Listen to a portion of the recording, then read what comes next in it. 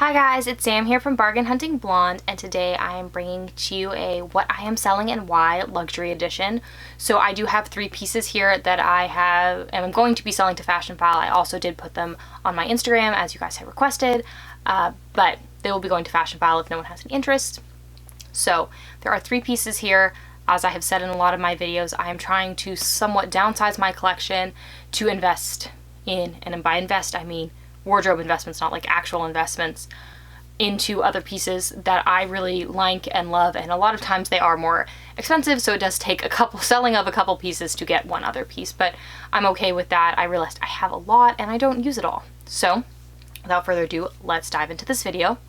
Number 1 is something that is literally still in the wrapping it came in, and I will take it out though because I did take it out to do pictures.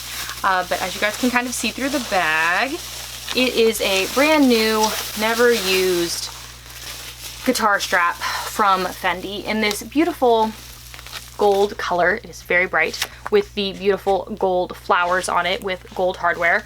Like I said, brand new with tags. There's the tag. I bought this because this was when the extra strap was really big and really in, and everyone was talking about how great they were and how you should get one. And they just make, you know, a bag pop and you can add them to any bag. And I just never used it because if a bag comes with a strap, I really like using the strap the bag came with or a plain chain strap that comes from like Amazon. So I never used this. It was very expensive. So that was unfortunate. As you guys can see here, I still like literally I've never taken it out. There's like the dust bag and all the care cards in there. You guys can kind of see the Fendi written on there. I just thought I could be cool and use something like this, and then I just didn't.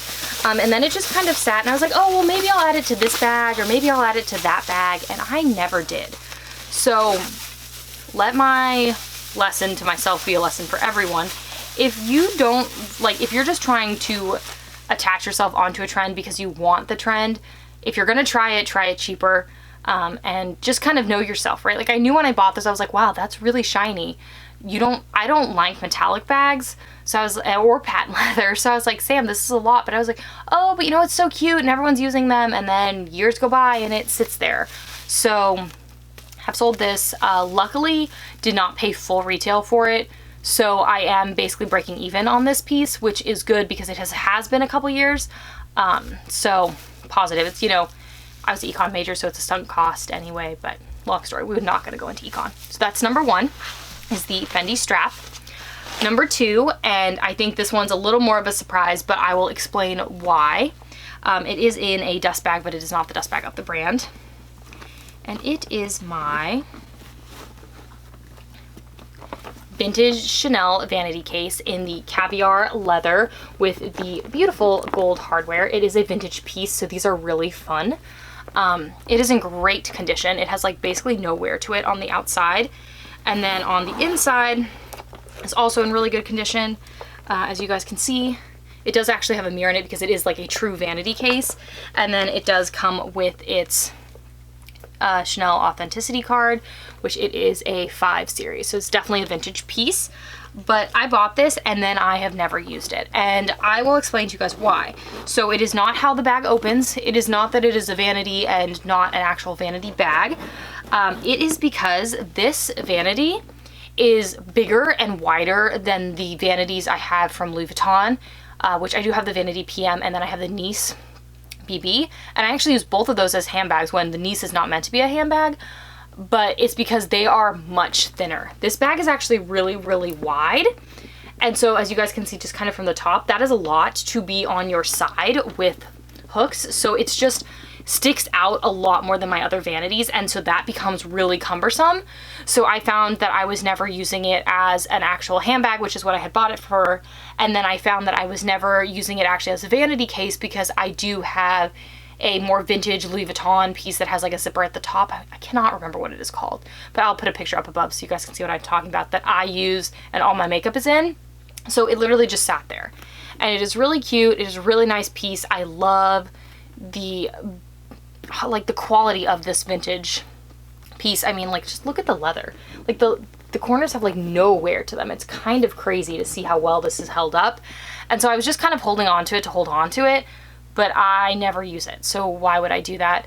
It is the same sort of deal as this vintage vanity case, but I use this one all the time because, as you guys can see, the profile is a lot different.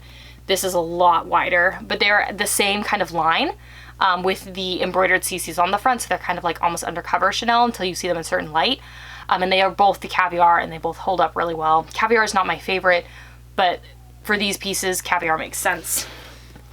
So this piece also selling.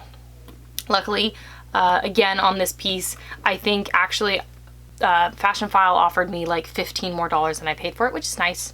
Not a crazy big deal, but I did actually get this for a really good price before vanities became a thing. So that is that. And then lastly, and this piece I totally did a buying the vintage instead of the new, thinking that the vintage could make up for the new, and it doesn't. I still want the new one.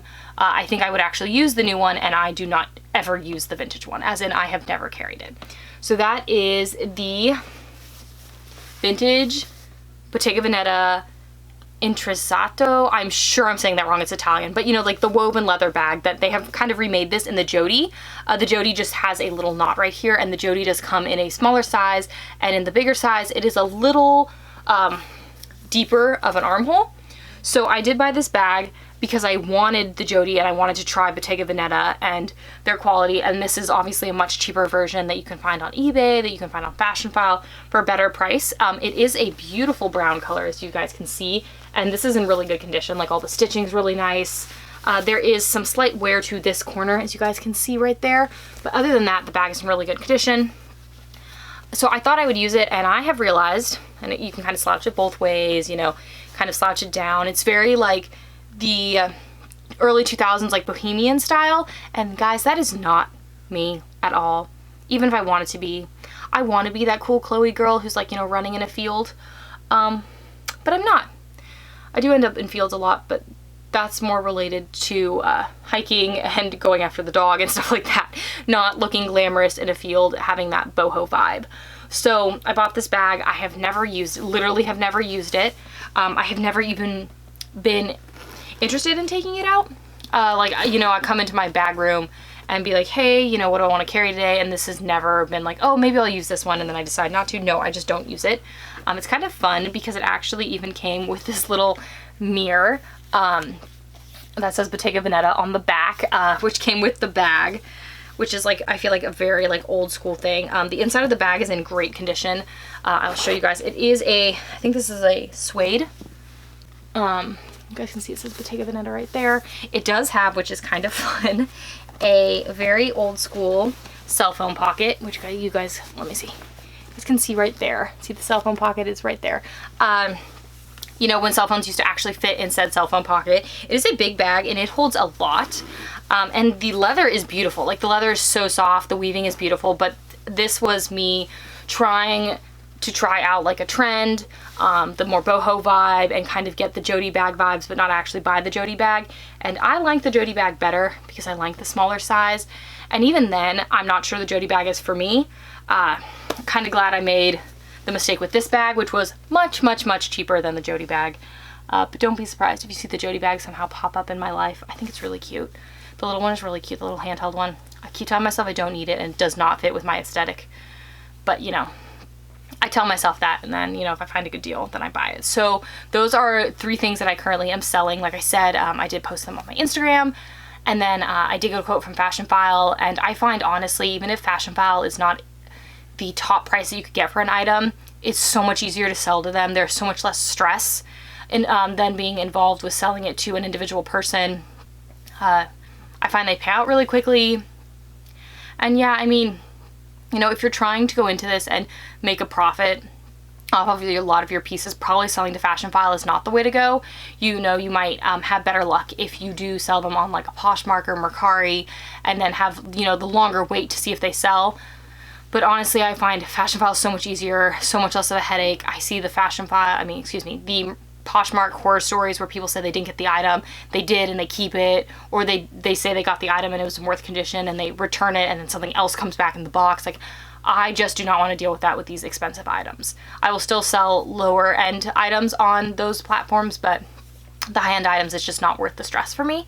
So those are the 3 items I'm selling. I'm sure this year you will see lots more of these what I'm selling and why videos. Like I said, I am slowly going through everything. I am cataloging my collection and I'm figuring out what I can get rid of. And I do bounce all ideas off my husband, and I'm pretty sure he's on team get rid of everything. So I do have to be a little careful of what he recommends I get rid of and not. So you guys will see sometimes I also post them on Instagram and be like, should I keep this, should I not? And you guys vote, which is always super helpful. But if you like this sort of video, please make sure to hit the thumbs up button and the subscribe button and the notification bell. There we go, I got it, guys. So you can get notified every time I upload a new video, which is twice a week on Mondays and Thursdays. Thank you so much for tuning in today, guys, and I will see you in my next video. Bye, guys.